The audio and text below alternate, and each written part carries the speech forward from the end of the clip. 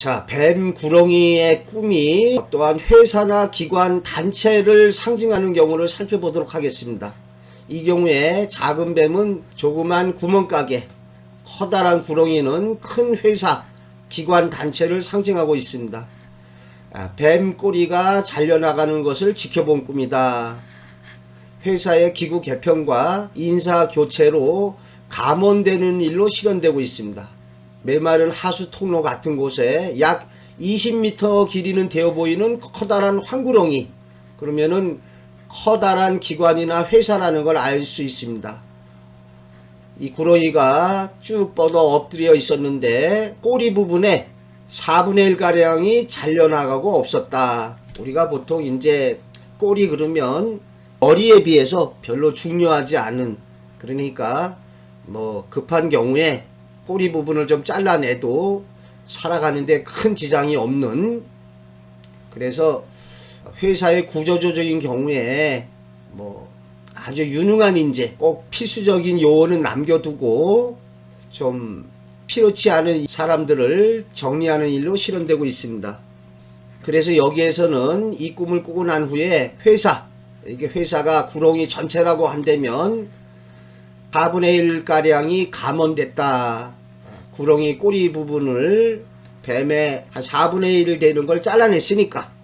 하지만 자신은 떠나지 않고 지켜보았기 때문에 감원 대상에서 제외되는 일로 실현되고 있습니다.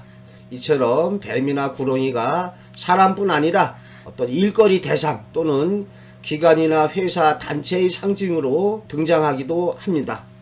뱀이 달려들다가 죽은 꿈이다.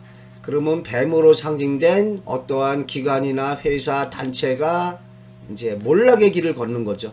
나와 어떤 친구가 길을 가다가 큰 코브라 뱀을 만났는데 물러서지 않고 돌을 주워들고 그 뱀을 향해서 날렸다. 잘 맞지 않았으나 한 대는 맞은 것 같았다. 그러나 결정적인 타격을 주지는 못했다. 그때 그 뱀이 우리 쪽으로 갑자기 날아들었다. 우리는 피했다. 그런데 그때 웬 쥐 한 마리가 나타나더니 그 뱀의 대가리 부분부터 잘근잘근 씹어서 꼬리까지 깨끗이 먹어치워 버렸다. 자, 꿈의 실현이 어떻게 됐을까요? 나와 어떤 친구, 그럼 두 사람이 벌써 등장하죠. 또 뱀하고 싸우는데 이렇게 결정적인 타격을 주지는 못했다. 또 뱀이 날아들었다. 피했다. 뱀으로 상징된 회사, 기관, 단체가 어떤 해코지적인 행동을 하는 거죠.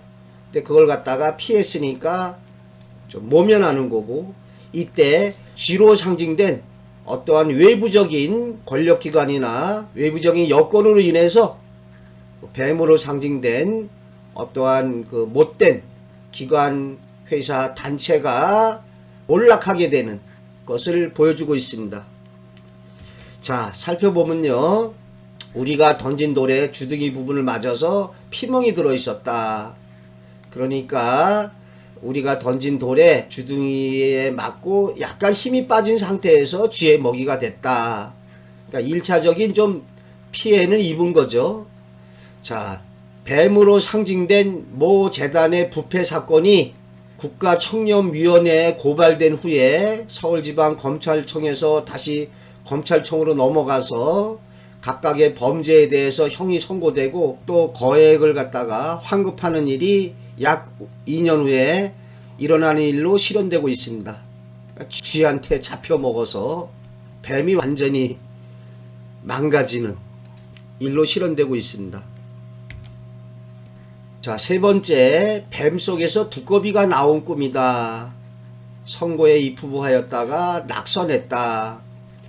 자, 큰 구렁이 뱃속에서 부걱부걱하는 두꺼비 울음소리가 나더니 그 뱀의 입으로 큰 두꺼비 한 마리가 나왔다. 두꺼비는 걷거나 뛰지는 않았지만 울음소리는 여전히 컸다. 이러한 꿈의 경우에 그 상징의 의미를 정확하게 알아낸다는 것은 좀 힘든 일이다.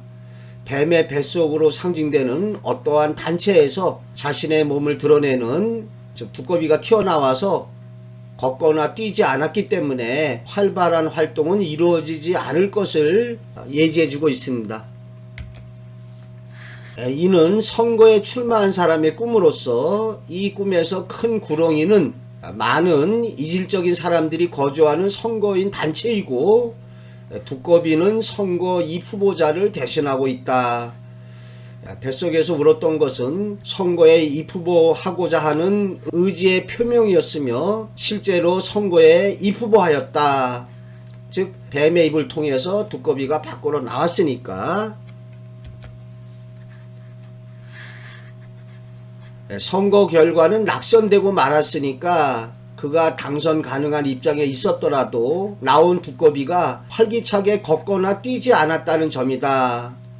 울음소리가 컸던 것은 선거 과정에서 당선 가능성이 큰 후보자로 자신의 정견을 널리 알리게 됨을 뜻했으며, 어찌 보면은 낙선이 되어도 마찬가지로 그 소문은 나기 마련이다. 저희 스승이신 고 한권덕 선생님의 글이 되겠습니다.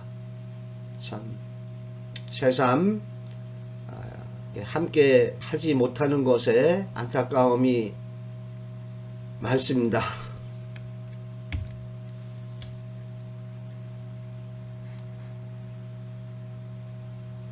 자.